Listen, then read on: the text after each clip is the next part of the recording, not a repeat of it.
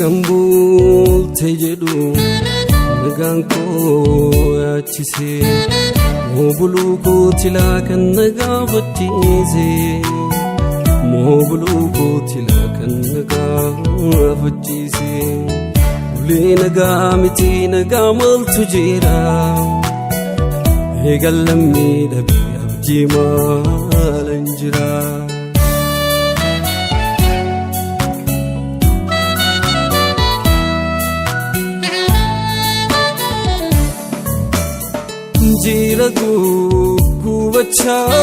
Jiragu gubacha ani subule sadwati duane gachajra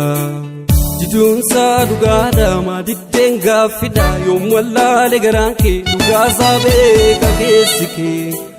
hobbule sakulamike magala fatadoke Police calling me, Magala, Fatiadoki.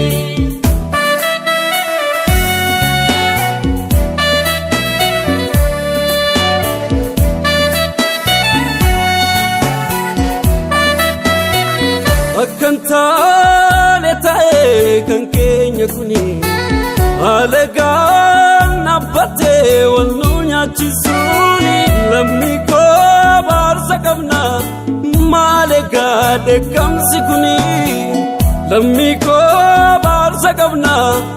malega de kamsikuni grato ko bane ma wal kenya biyo diga gara dala maftaganna yo ya upolesa ko Isitum sadina ado hada tukko barnu foni diga dinyo mudina jadi lamiko walit birmatu digun ke bayate madafai fatu sajifana wajun kusudi fle walratiduna lajjisu difle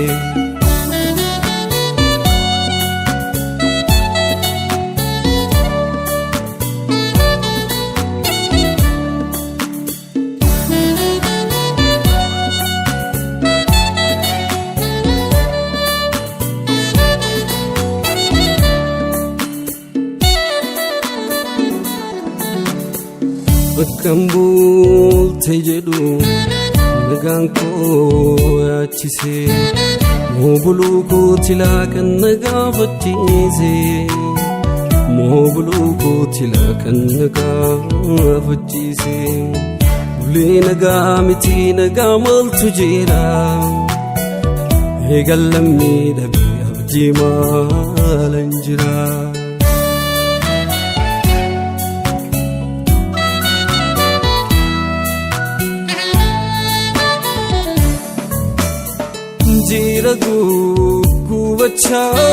Jiragu gubacha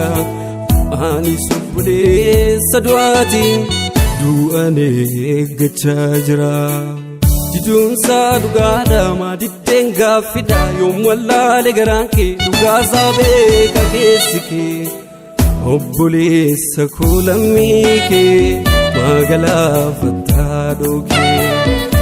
Police calling me, Magala, Fatiadoki.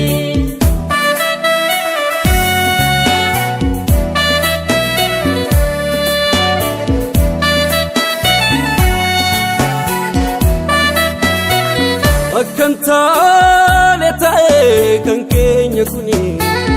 Alegan, Abate, Walunya jechisuuni lammi koo baarsa qabna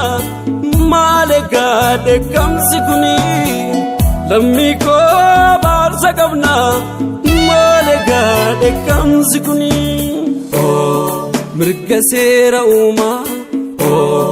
kan nabee rakkatee addunyaarraa numaa kan jiru hanqatee loli dhugaa qabda ammallee jabaadhu eenyutu eenyu gadi jedhiitti dhaadadhu cunqursaa jifannaa wal cunqursuu dhiifnee walirratti doonaa walajjeesuu dhiifnee loli dhugaa qabda ammallee jabaadhu eenyutu eenyu gadi jedhiitti dhaadadhu cunqursaa jifannaa wal cunqursuu dhiifnee